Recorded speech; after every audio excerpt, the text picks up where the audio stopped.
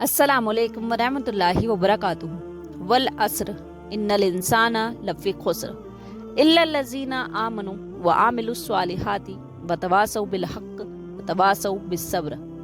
मैंने आप लोगों के सामने कुरान मजीद की एक छोटी सी सूरा है, सूरह अल अस्र, चैप्टर नंबर 103, आयत नंबर 1 से 3 तक की तिलावत करी। आप सब लोगों को ये छोटी सी सूरा याद होगी। हम नमाजों में भी इस सूरा की तिलावत करते हैं। देखने में ये सूरा जितनी छोटी है उतनी ही गहराई है इस सूरा में। यहाँ तक कि इमाम शाफाई ने इस सूरा की अहमियत को बताने के लिए फरमाया कि अगर लोग इस अकेली सूरा पर गौर व फिक्र कर लें तो ये उनकी निजात के लिए काफ़ी है। ऐसा क्या है इस सूरा में कि अगर इस सूरा को समझ लें, इस पर अमल कर लें तो हमारे लिए काफ़ी हो जाएगी। आपको बता दूं कि अल्लाह ने इस सूरा में इंसानियत की निजात का जरिया बताया है। इस सूरा में 4 कंडीशंस और क्राइटेरिया बताए गए हैं जो इंसान को जन्नत में ले जाने के लिए ज़रूरी हैं। कौन से हैं वो, आइए स्टेप बाय स्टेप देखते हैं। सबसे पहला, अल्लाह ताला ज़माने की कसम खाता है, वल अस्र। उसके बाद अल्लाह ताला फरमाते हैं, इन्नल इंसाना लफ़ी खुस्र, यानी सारी इंसानियत खसारे में है, नुकसान में है, घाटे में है।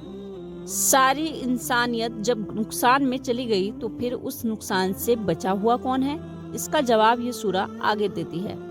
इल्लल्लज़ीना आमनु, सबसे पहले वो इंसान नुकसान से बच के कामयाब हो गया जो ईमान लाया, अल्लाह को एक माना और मोहम्मद सल्लल्लाहु अलैहि वसल्लम को आखिरी नबी माना। आगे सूरा कंटिन्यू होती है, व आमिलुस स्वालिहाति, यानी जिन लोगों ने नेक अमल किए। नेक अमल के अंदर हर वो काम आ जाता है जो हमने अल्लाह की किताब कुरान और मोहम्मद सल्लल्लाहु अलैहि वसल्लम के तरीके यानी हदीस से मिलता है, जैसे नमाज, रोज़ा, हज, ज़कात, सदका और इसके बाद हुस्न अखलाक, किसी की परेशानी में हेल्प करना, रिश्तेदारों पड़ोसियों के हुकूक वगैरह। नेक अमल में सभी कुछ आते हैं। बल्कि अगर कहा जाए कि ईमान और नेक अमल का तो चोली दामन का साथ है तो कुछ भी गलत नहीं होगा। जहाँ पर ईमान होगा वहाँ पर नेक अमल का होना लाजमी है। अब तीसरी चीज़ आती है व तवासौ बिल हक़, यानी लोगों को हक की तरफ बुलाना, सीधे रास्ते की तरफ बुलाना। इसमें मुस्लिम्स और गैर मुस्लिम्स दोनों ही शामिल हैं।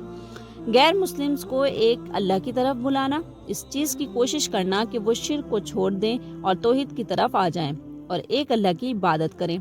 इसी तरह मुस्लिम्स को भी हक की तरफ बुलाना कि वो दीन पे पाबंदी से अमल करने लग जाएं और इस्लाम के अहकामों को पूरा करने वाले हो जाएं, क्योंकि अक्सर मुसलमानों में भी बहुत सारी बुराइयां शिर्क और बिदअत की देखी जाती हैं। इसलिए कोशिश की जाए कि मुस्लिम भी शिर्क और बिदअत को छोड़कर एक किताब और सुन्नत को फॉलो करने वाले हो जाएं। और आखिर में चौथी और आखिरी शर्त यह है जन्नत में जाने की कि लोगों को सब्र की तरफ बुलाएं। ये दुनिया आखिरत के लिए एक इम्तिहान है। जब इम्तिहान है तो अल्लाह हर तरह से आजमाएगा, चाहे फिर वो परेशानी और मुसीबत में डाल के हो या फिर जान और माल के नुकसान से हो। जब अल्लाह किसी आजमाइश में डाले तो हमें चाहिए कि सब्र से काम ले और लोगों को भी सब्र की तरफ बुलाएं, उन्हें ज़िंदगी का असली मकसद समझाएं। अल्लाह किसी भी हाल में रखें, हमें सब्र और शुक्र का मुजाहिरा करना चाहिए और सब्र के साथ इस्लाम की दावत को दूसरों तक भी पहुँचाएँ। इसलिए हमें चाहिए कि इन चारों क्राइटेरिया जो अल्लाह ने हमें जन्नत में जाने के लिए बताए हैं, यानी ईमान, अमले स्वालेह, लोगों को हक की तरफ बुलाना और लोगों को सब्र की तरफ बुलाना, इनका ख्याल रखें और इनको पूरी करने की हरदम कोशिश करें। व जज़ाकल्लाह खैर। अस्सलामु अलैकुम वरहमतुल्लाहि वबरकातुहू।